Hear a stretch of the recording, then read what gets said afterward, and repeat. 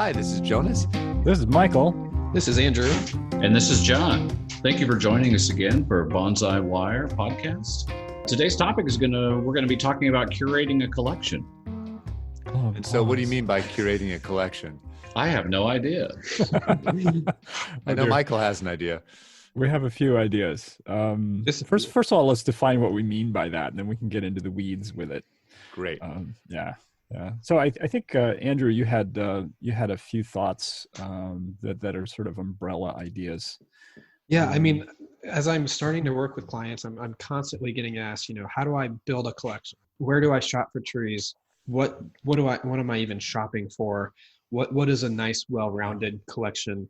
What does that look like? And it could look like a lot of different things to different people, but it's something that Definitely. I think everyone in their bonsai practice is thinking about their collection. How do they grow it? How do they improve it? And how do they, sustain it? So how do you answer that? Does it depend upon the client then? Yeah, I mean, I have some clients who like to stay really, really busy. So they can really support large collections. And then I have other clients who kind of think of this more as an art collection. And they're interested in just a few high quality trees that doesn't take too much time away from their family, but they can really stay on top of everything at a high level.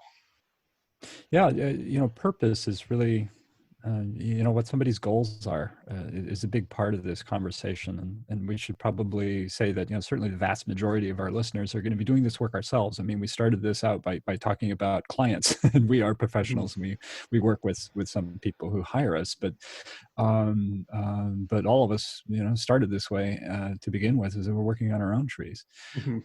So we should talk about that. And a lot of it has to do with what kind of lifestyle, how much time do we have to apply to our bonsai? How much time, how much technical ability, and how much desire we have to have trees that may or may not be within our technical abilities. Yeah, that's a really interesting point. And it goes back to what I remember from Japan, where you had certain species that were really labor-intensive species, like needle juniper plants. Exactly, needle juniper. I was just going to say that one. We don't see that much here, but we think of junipers as being very easy to take care of, and most of them are, especially shimpaku, and that's the easiest. And then we get into those that are kind of busy, like the Rocky will keep you twice as busy as a shimpaku, and then 3 times as busy is going to be your needle juniper.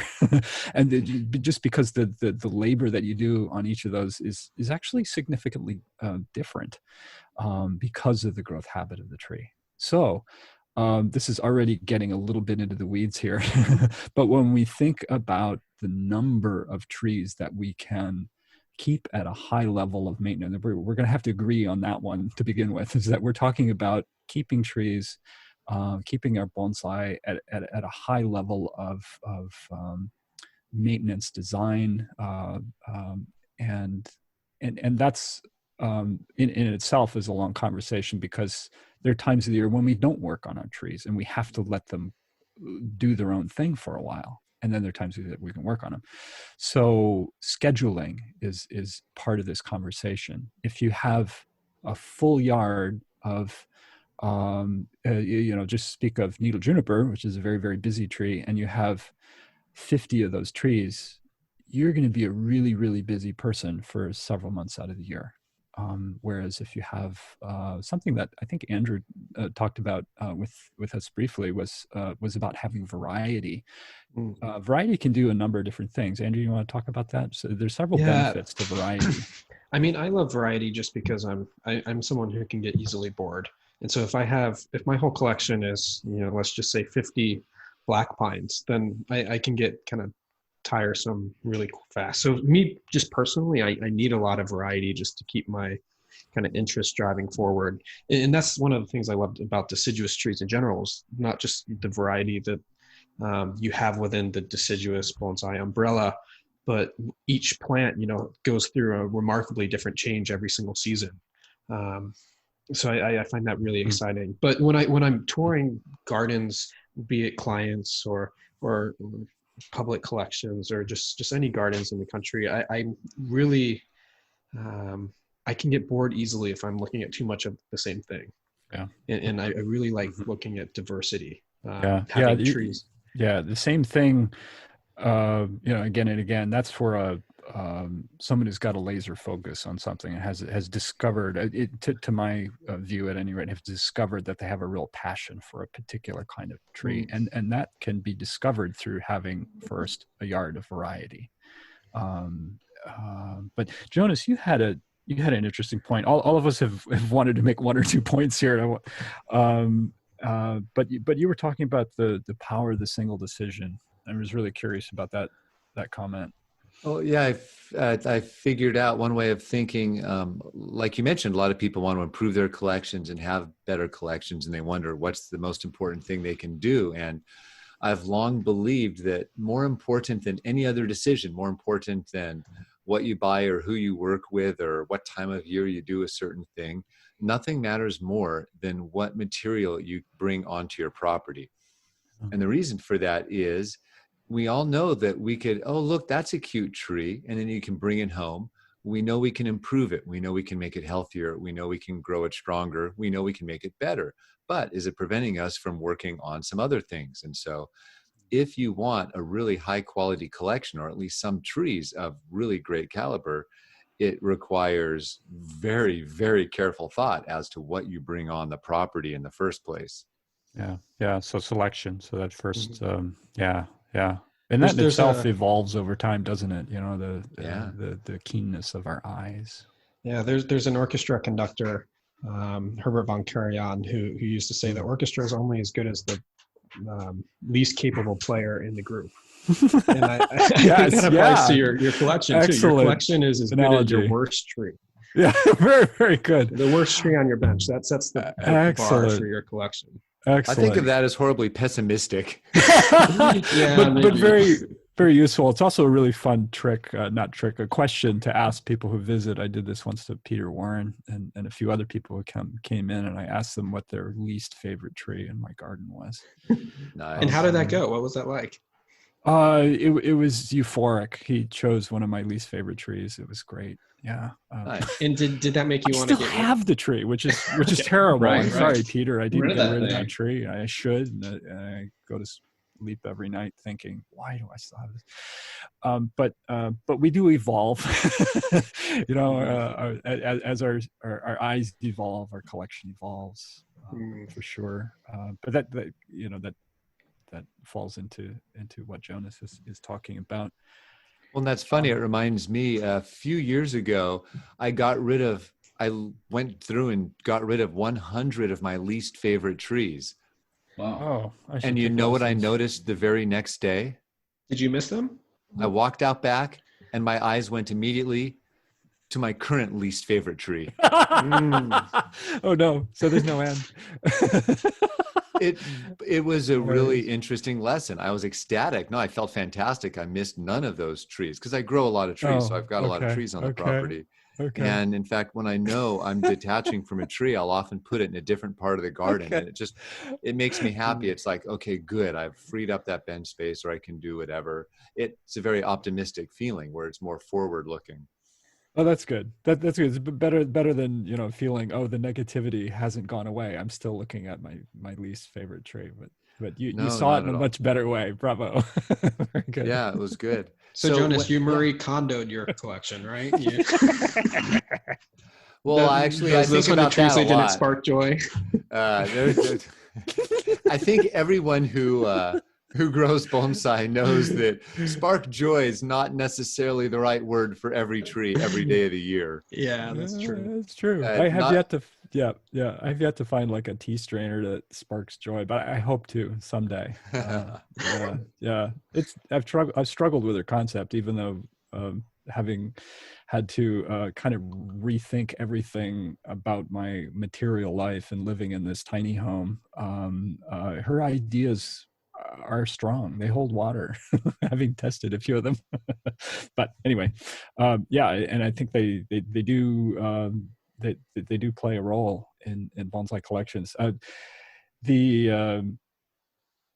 going back to the point about size of collection and what I was talking about earlier, all of us are trying to hammer away at a couple of these points. I want to refine that point just a little bit, though we didn't really talk about size of collection. Maybe we should talk about that a little bit first. Then yeah, Michael, how many trees back. should I have in my collection? Yeah. Well, you 14. as a professional, we're 14.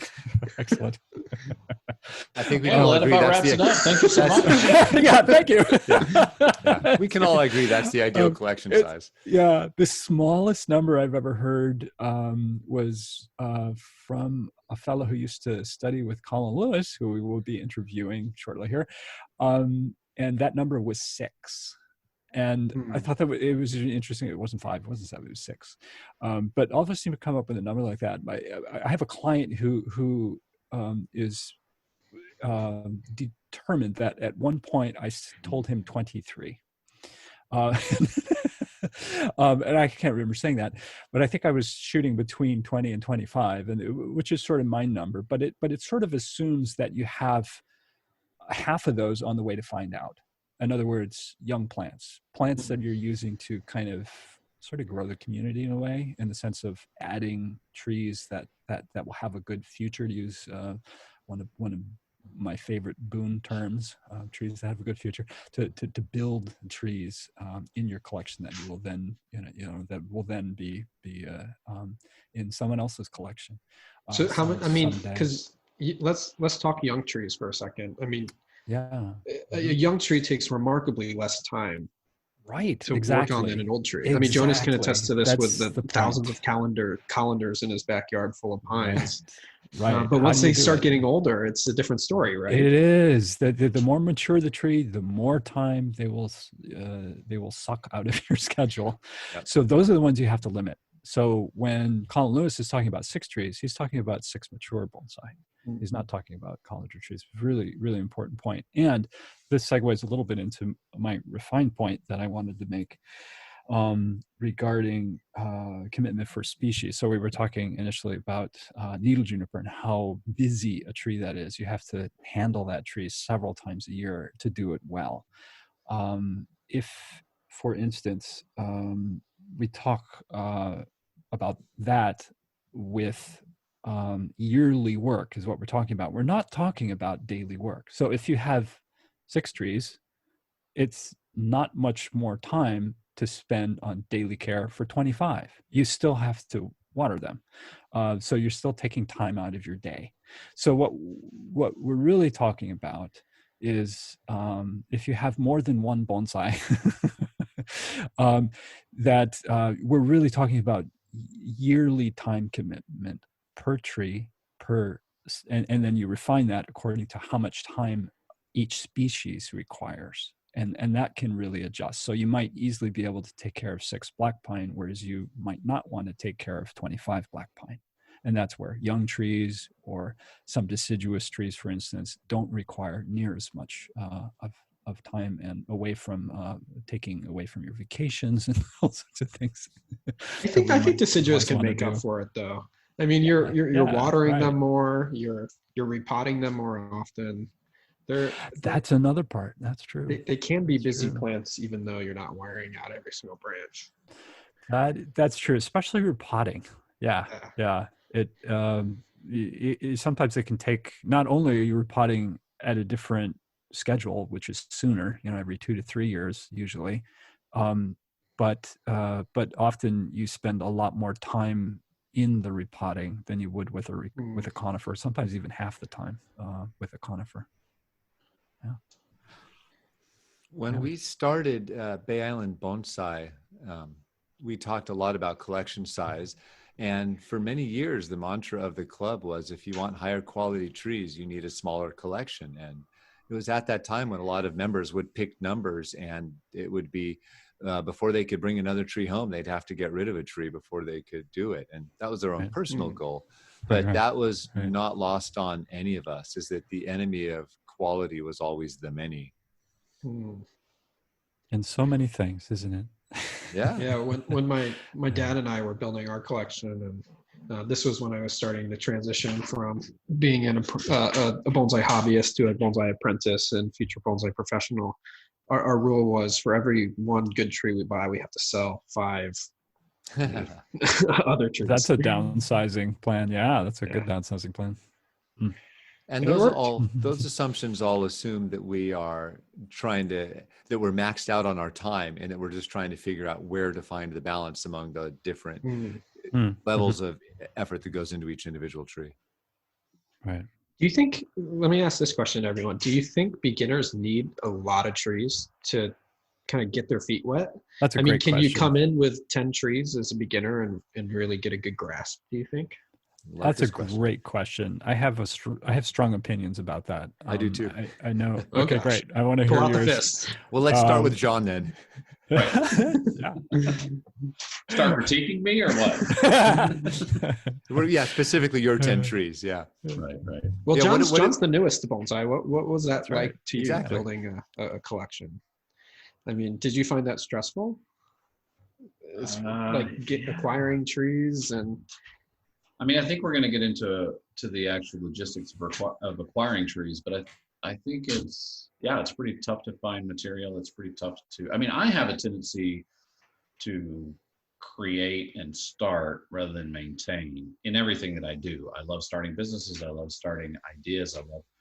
But I'm not so good at maintaining. So I think maybe more than other people, I'm always fighting the tendency to have just another tree in the yard, just another, oh, that one looks nice. That one looks nice.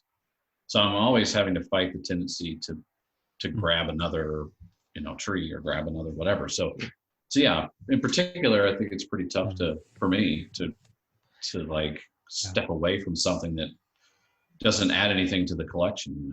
I don't have a whole lot of refined trees, so it's kind of nice because I can have more trees right now. But I think as I move into a more refined collection, then I'm going to have to make some hard choices about getting rid of some mediocre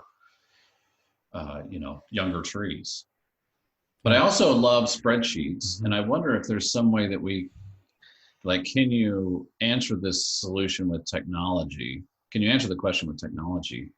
Is there a way that, that we can take species into account, we can take age into account? The bonsai formula. We need a...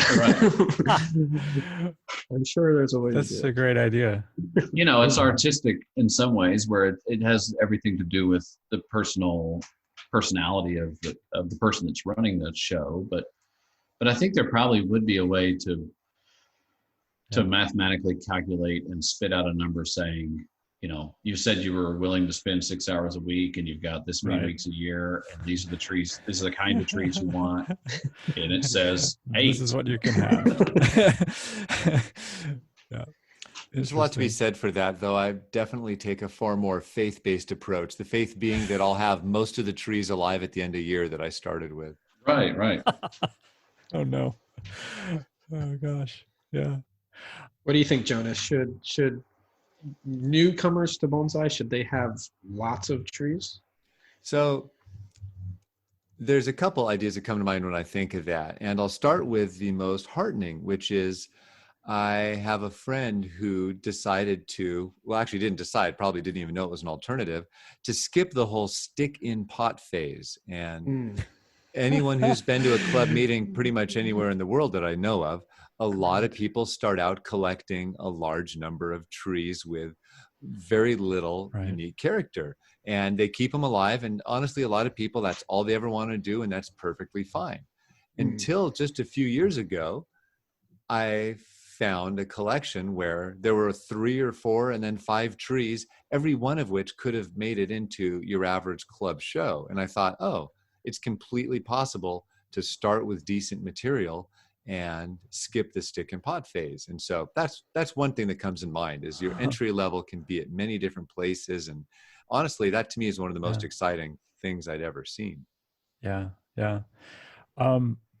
I also have some opinions about this, and I've noticed that many people who begin bonsai having killed 1 or 2, their first gifts or whatever, that they have a kind of a hesitancy because they don't want to kill another tree, and so they end up with 2.5 bonsai for a few years. And I think that's the wrong approach. I think having, as Andrew said, 10 trees is much better because you're going to learn faster. And more importantly, you're probably going to give trees in a somewhat more sizable collection, like a dozen or 20 or something like that, you're going to give them a bit of a break. And this is one of the, seasonally, one of the things that people with exceedingly small collections, in the single digits, sometimes that's a great thing, like Colin is suggesting for, your mature tree collection, if that's all they have, the people who skip and remain in the non stick in the pot phase, that those trees will not be worried to death, which many particularly once you start building skills, you want to apply those skills, and then the trees are constantly nibbled, and they can't get a footing. Without shoot growth, you don't get root growth. So we have to let them alone now and then, and it's really hard to do that unless That's you have so enough hard. trees to keep yourself busy, and to let the plant do something. And nothing's easier to solve than by getting more trees. That's right. Right, Exactly. and then you end up in a big mess if Well, you can't control that exercise. But when you're starting out, it's not a mess, and that's what's great. Is that's when you can go to the local garden center, get something to practice wiring, get something you're not going to mess up, get something you're not afraid to take chances on. Yeah, right. I've done a presentation a number of times where I talk about, more or less, I'd never thought of it in that phrase, but how to build a collection. In other words, what trees to buy, what material to look for. And one way I've thought of it is all trees have problems. And the question for ourselves is, what problems do we enjoy solving? What problems are we good at solving? What problems do we want to learn more about? If you hand me a 2-year-old cutting, I am not super interested in solving the problem of learning how to spend the next 20 years making that cutting amazing. But maybe I want to learn more heavy bending, or maybe I want to learn more separating live veins, or just doing fun stuff. Well, you need to buy trees that are going to give you the opportunity to practice and work on those things. Right. And even in the early years, it might not even be aesthetic. I mean, this is for the stick and pot group who are simply exploring, how do I take care of this species? How do I take care of that species? Which is a great way to begin. There's nothing wrong with that, because that sets up then the adventure in aesthetics. And that brings to mind another point, which is one of the most valuable lessons I've learned, is to grow trees in batches. And this applies very much when you're growing trees from scratch, whether seed or cutting, but it actually is really helpful for more mature trees too, because if you have one tree, you're going to make a lot of assumptions about how that species works based on that one individual specimen. When you have several maples or several hornbeam, you're going to start learning, some can be fast, some can be slow, some open at this time, some open at that time. And it gives you a more stable center for what that species needs, wants, responds to. And your learning can get so fast when you have multiple examples of a given species, whether an older or younger tree. That's such an important point, because it lends a deep gravity of knowledge, which is a key point in bonsai, which is that this is about the individual plant. And not only in aesthetics, but that they're going to respond to things differently, and not simply because they're all one genetic. Yeah, and I find so what kind of ongoing record keeping do you find when you're developing trees that is the most helpful to learn these things? Just because I think there's probably some sort of record keeping that would keep you on track with learning. But then at the same time, you could spend a lot of time record keeping. So what do you find helpful? I'm curious what you all say about this. Do you do any of this, Andrew? I do photographic record keeping. I don't really take any notes. So I'll every time I work on my trees, unless it's a very young tree, I photograph it before or after, and that just kind of marks it in its space of time. But that I don't take any notes. I'm curious what other people do. Yeah, Michael, I used to. You? Yeah, I used to when I had about 50 trees or less. In fact, I still have the little little brass tags that I stamped and And with a did Michael, number, did you and find I value in that? hung. Well, it was more of a record of when and where I got the tree, and I wasn't really taking it as far as I should have, which is, what did I do with it this year? What did I do with You it weren't this saying I month? fertilized on March 1st. Exactly. Yeah, and I did very little of that. Yeah, I either take more notes than anyone or fewer notes than anyone. And I'm not sure which. I've almost never taken a single note about anything I've ever done to a tree, which is somewhat disingenuous considering that I've probably taken more photos and written more blog posts about my trees than anything. And so my notes are the website where I just keep track of what I'm doing. How often would you say you referred back to your own website to check out the growth of your trees over time? The main time I do it is when I'm writing a post on a tree. I use Google as an index for my own site, and I will just somehow I remember every article I've written, but I have no idea how to find them. And so I'll just find an article, and then that way I can find out what the next step in the story is, or if I want to use some old photos to show a process over time. Yeah, the blog posts are wonderful repositories. I use yours that actually. So Michael's more and more. I use yours the same way. It's like, oh, I'm writing about wisteria. Did Michael cover that point on that? Oh, he did. Okay, then I'll just link to that or whatever happens. I do the same thing for your blog. Yeah, but it's true. I never actually keep notes, and kind of like what Andrew does. Whenever I'm doing work that I think I might want to remember or use in a future post, I'll take pictures ahead of time. And that actually adds a lot of time to the process, but it's fun to have the photos to work with. It does, yeah. It helps to have that photo apparatus easily accessible. Otherwise, you might not do it. Yeah. I mean, part of me wishes I had every photo of every little young tree I've grown from scratch, but that would be a complete nightmare to manage. Right. Do you tag or label anything, Jonas? Do you have numbers or anything on any of your? I've come up with many systems and plans to do that, and have yet to follow through on any of them. At the most basic, just for curiosity's sake, I would love to know what year I start a lot of trees, because that's the most common question. How old is that? And my oldest trees, I know to the year precisely. I started my first batch of trees in 94. I started another batch in 2004. So I know exactly how old those are, but no, I've yet to start doing any kind of tags. And so I want to do that. I still say that. We'll see if I get to it.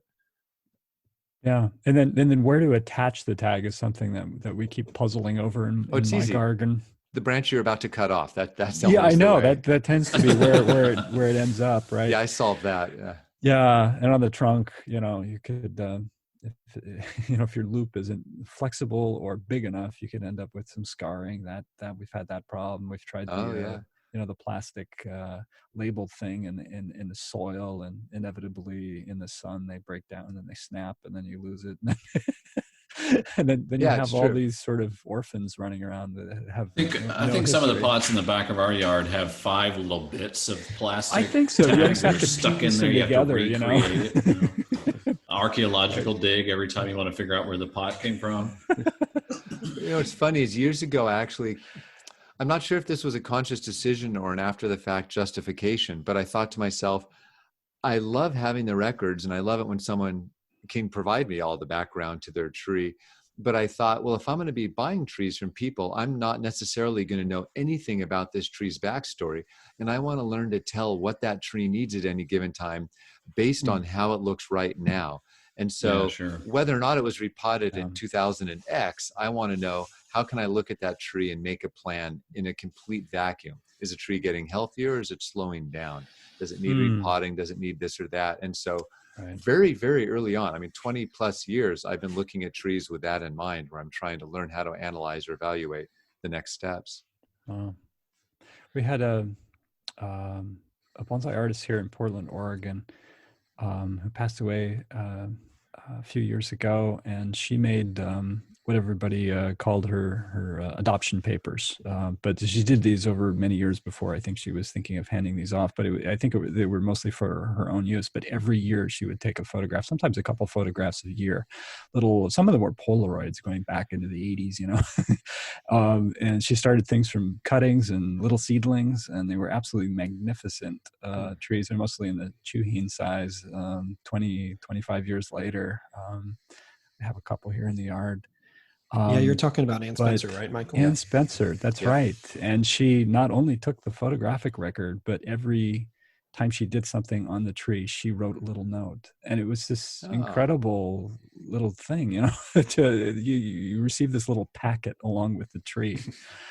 So I hope somebody's inspired by Ann Spencer's example, or many people would be inspired. Often when I sell a tree, I will email someone many unpublished photos of the tree over the past. It's kind of fun. Oh, you're highly organized. That's marvelous. Love it. That's great. So this would be a good segue to talk about provenance and tree value. Do you think having a good story attached to a tree, does that add value to that tree in the collection? That's interesting. It's almost like the real estate question, you know. Yeah. Certain houses have if Frank Sinatra lived in this house, exactly, does that make this house more expensive? Good question. Yeah, it seems like if a crime was committed there, it's worth less. Or maybe more. I don't know. Depending on the curve. Yeah. That's a really good question. I think all things being equal, obviously it's the same tree, but if there's a connection between the buyer and the previous owner, then it would definitely be worth a lot more.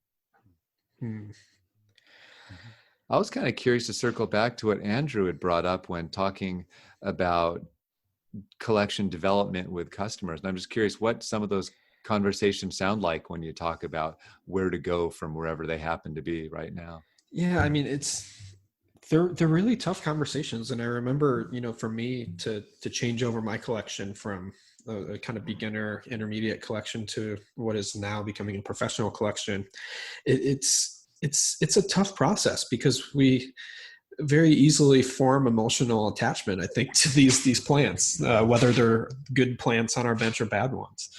And so I think it's something that is when I'm talking with my clients, it happens much better when we do it slowly.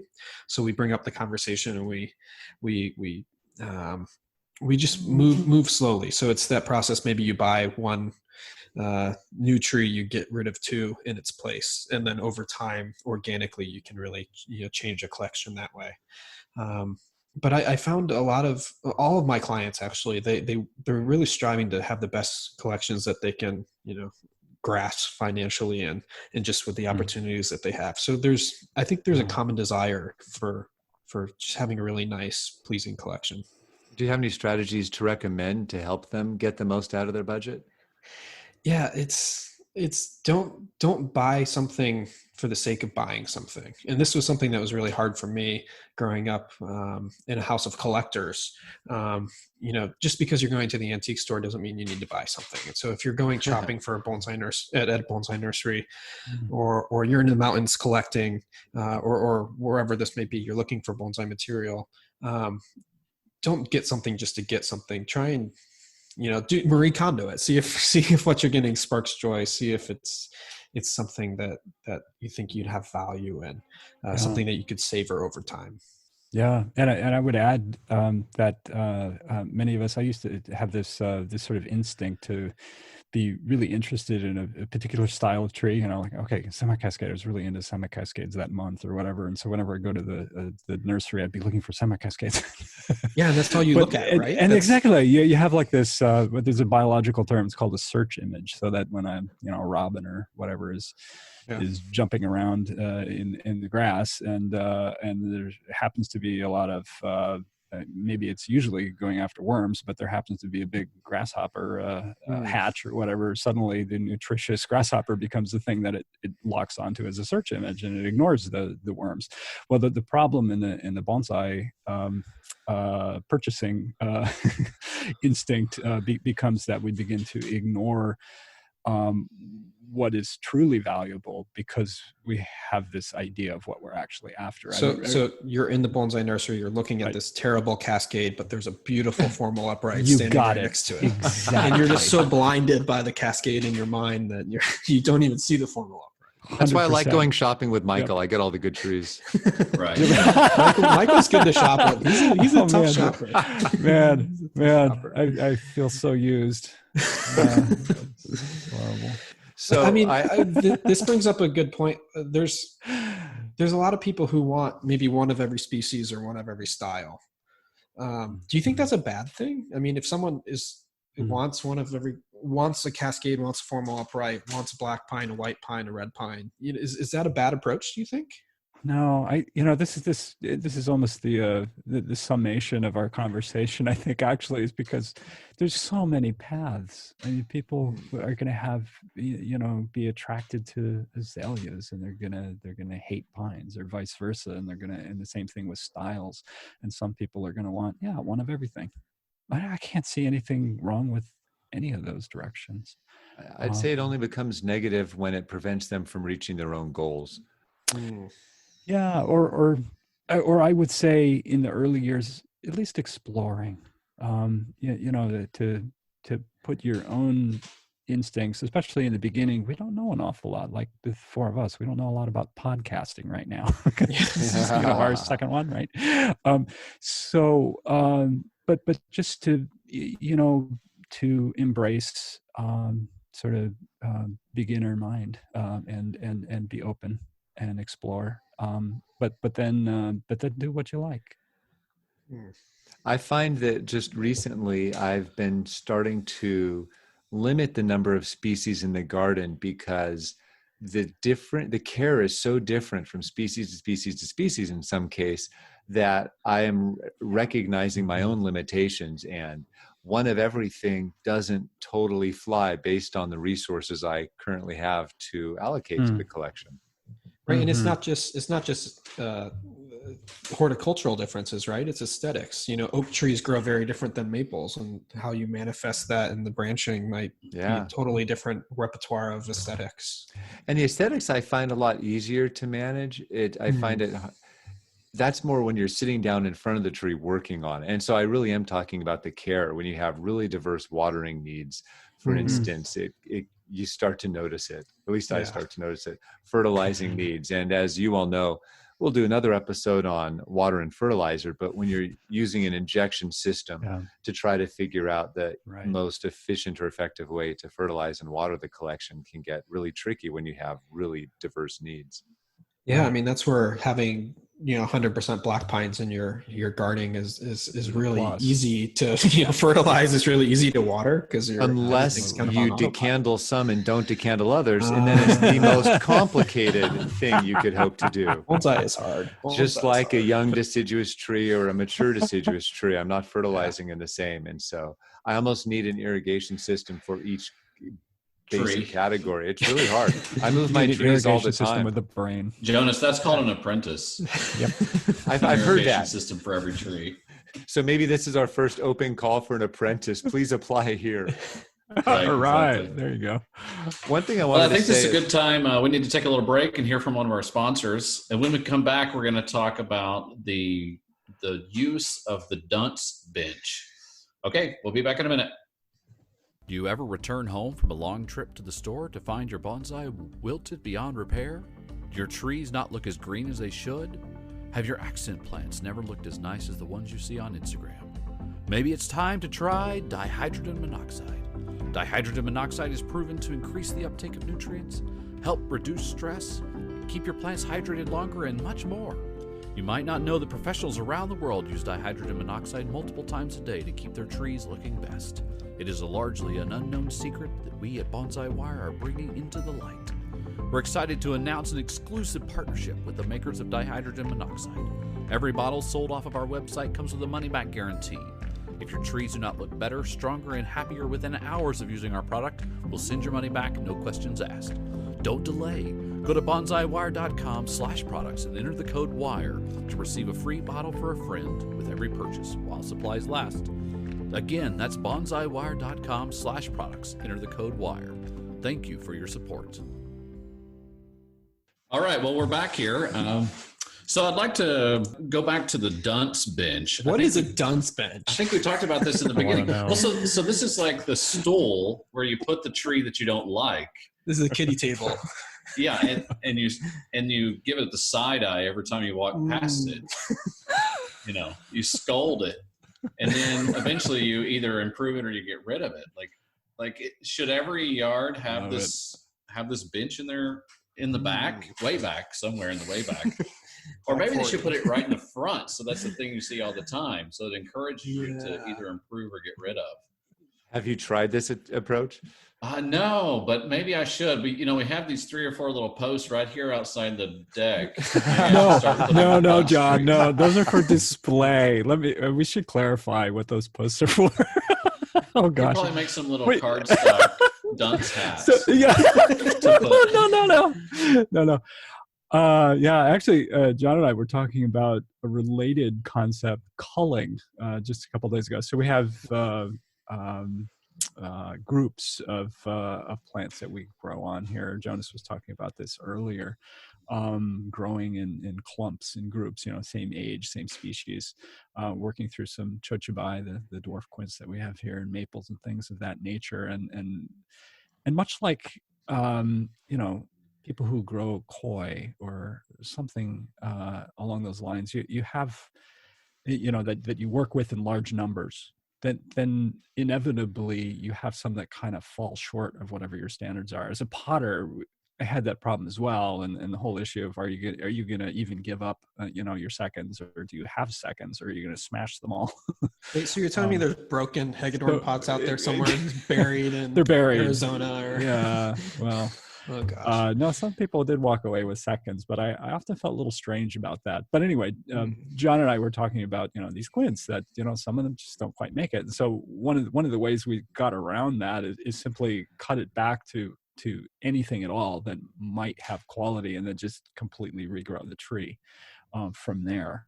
And others, had a little bit more luck or a little more attentiveness when we were working on them when they were young, and they had what seemed to be a better trajectory, and they wouldn't end up on the dunce pile. Jonas, do you cull trees much? That's a good idea. Yeah, culling trees is huge. You pretty much can't. You can't maintain quality without a lot of culling. What's your percentage, if you could? It's totally different. Once and a year? For me, it's a different case in that most of the culls I've done in the past have been a result of what I have space for in the garden or what I have time for. Mm-hmm. And I have a lot of different criteria for how I cull. I've done sizes and styles. I've done how long it's going to take me to get the tree where I want it to be. And I've just done brute genetics. I'll line trees up, stand 15 feet away, and look and see which ones have the characteristics I'm looking for. And when you're in a month where the only thing you're excited about is semi-cascades, do you throw out everything? All the uprights are out. You put them on the dunce bench, and then 2 months later, when you like them again, you pull them back off. Yeah, when I have too many 100 trees below the benches, that's when I know I'm in big trouble. Right. But and yeah, what culling's typically huge. happens to those cold trees? Do they make the burn pile, or do they go find a happy home? Most find a happy home. And so I actually have friends who are growers who will take the ones they'll perfectly find trees, but it'll take longer. And I'm like, great, take longer with them. And so that's where those trees end up. It's very rare that I go to the burn pile. It often is very satisfying when it does happen, but Yeah, I actually do that very seldom. Mm-hmm. Yeah. There's a little thing that we do in this garden, which is that if we're really unhappy with a tree, if it has some major problems, one thing that we tend to consider is simply to grow it into the next size larger tree, which maybe, Jonas, this is what you're talking about when you're giving it to somebody who's going to put it in the ground or something. It's going to get bigger, and many trees get beyond the problems that they might have. You mentioned that in the book, right? Oh, yeah, it's true. Yeah, I've been quoting that all the time. It's really useful and helpful when you're growing trees from scratch, because one of the most common problems is when you just have these awkward bends, which get a lot less awkward when you make the tree bigger. Mm-hmm. Yeah, or you end up with just fewer branches than you really wanted, a particular size, but then the next size larger, those branches might be, well spaced. Yeah, that's right. No, it's a fantastic trick. I rely on that a lot.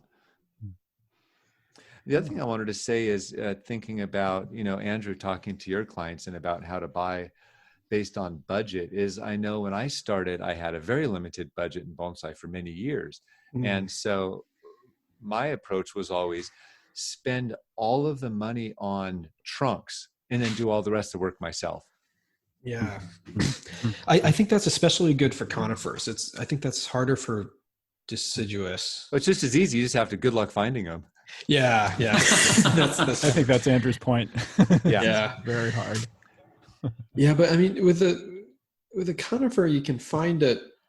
I have a really easy time finding a conifer trunk, but with deciduous plants, finding a deciduous trunk without scars or something that has beautiful tape or beautiful lines, I just find that to be much, much harder. Even if you have something that has really awkward branching, how to prune that back and still make it look natural, it's challenging, I think. It's extremely challenging. So just grow them all up to a bigger size. Yeah. Or just, I tell my clients, just buy younger deciduous material. Yes, that's right. You're not gonna be able to find, the perfectly refined tree. And if you do, it's not going to be what you plan for. So if you're looking for a nice refined trident maple, you're probably going to find a nice refined beech. It's almost the opposite of a conifer, Yeah. You go for the really old one, That was always, if you walk around, if you just walk around our cities, one thing that I find fascinating is the look of the aesthetics of the trees that are planted. Deciduous trees achieve a maturity within the range of 50 years often, or 100, and neighborhoods generally don't change much in that time. Whereas conifers, they don't really reach their true interesting maturity until a few hundred years has passed, and so we tend to find conifer teenagers. Whereas in urban settings, suburban settings, whereas we find really interesting, beautiful deciduous trees. Yep, exactly. Yeah, and Michael, something you told me early on in the apprenticeship, which really stuck home, is that young trees have almost infinite potential for quality. So the older a tree gets, the more its kind of quality sets in. But if you're working with a seedling, this could be, a prize-winning tree in the U.S. National Show or the Kokofu or something like that, because it has all this potential kind of built into this little tiny nugget. And so I find that really rewarding, especially when I'm working with my clients. They're having trouble finding deciduous trees. I say, find something, 5-10 years younger than what you want and grow it into that. Yeah, I send people to your blog all the time when it comes to that. And that really follows from one of Boone's key insights, which is don't buy bad trees. It's faster to build a tree from scratch than it is to solve the flaws on existing trees. And it seems like nationwide demand is so high for material that we're just awash in horribly flawed, awful material. And I just think, you're right. It's 15 years to fix the flaw and 10 years to grow a new one from scratch. And the one from scratch will be better than the flawed 15-year-old. Right. Yep. I'm sure John's ears are wide open, right? Of course, you have to take that with a grain of salt, since I've been growing trees for almost 30 years now. So I do like that approach, but I think there's something to be said for building trees as opposed to just digging them up somewhere. I think there's room for all of them, but I like it when I can see a collection that shows the effects of nature on trees and the effects of long-term relationships between people and trees. Nice. Yeah, that goes back to my point from the beginning. Just, variety can be such a beautiful thing. Having some, if you have mostly large trees in your collection, getting a few shohin or kifu sized trees. If you have mostly yamadori, getting a few pot grown trees, just to really have a nice counterpoint so that you have, it doesn't have to be perfectly balanced 50-50, but just have enough to where you keep things kind of exciting and fresh. Right. And also, don't ignore your accent plants, your grasses. Right. Because that's a really interesting counterpoint that can, in many cases, can actually get a spouse involved who isn't really interested in twisted up trees, but might be really interested in flowering. And suiseki for what that's worth. Right. Too. That's another one. Suiseki is another one to bring in a different counterpoint. Yeah, and maybe even a family member. And so much more seasonality as well. Yes. Okay, well, it sounds like we're finishing up here. Thank you so much for listening to this episode of Bonsai Wire. You can find more information about us at bonsaiwirepodcast.com. Thank you so much. This was fun, everybody. Thank you. Bye. The music on today's podcast was brought to you by the fine folks at Blue Dot Sessions. Check them out at www.sessions.blue.